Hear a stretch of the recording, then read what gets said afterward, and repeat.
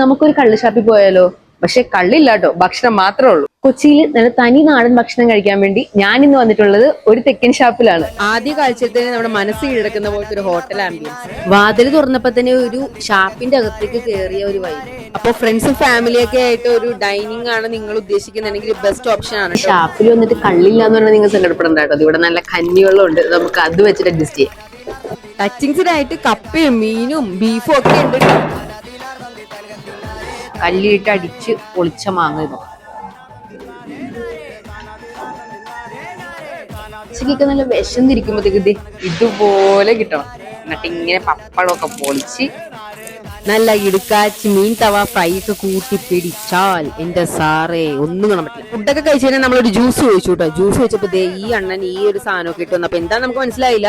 ഇവിടെ വന്നിട്ട് ചക്ക മാങ്ങ തേങ്ങ എന്ന് പറഞ്ഞാൽ ഇതുപോലെ ഒരു ജ്യൂസ് കൊണ്ടുവന്നു ഒന്ന് കഴിച്ചോ. റിഫ്രഷിങ് കേട്ടോ, അടിപൊളി. തീർന്നില്ല, അത് കഴിഞ്ഞപ്പോഴത്തേക്കും ഒരു ചേട്ടൻ വലിയൊരു കുന്തൊക്കെ ഇട്ട് വന്നിട്ടുണ്ടായിരുന്നു. അപ്പൊ ചോദിച്ചപ്പോ പറയാ ഡെസേർട്ട് ഉണ്ടാക്കാന്ന്. അപ്പൊ ഡെസേർട്ടിന്റെ ഒരു പരിവം നോക്കിയേ. ഇവിടുത്തെ ഡെസേർട്ടും അടിപൊളിയാണ് കേട്ടോ. ഭയങ്കര വെറൈറ്റി ആയിട്ടുള്ള മേക്കിംഗ് ആണ്. പാല്, പഴം, ഐസ്ക്രീം ഒക്കെ കൂടി ഇട്ട ഒരു അടിപൊളി ഡെസേർട്ടാണിത്. നമുക്ക് ട്രൈ ചെയ്ത് നോക്കാം.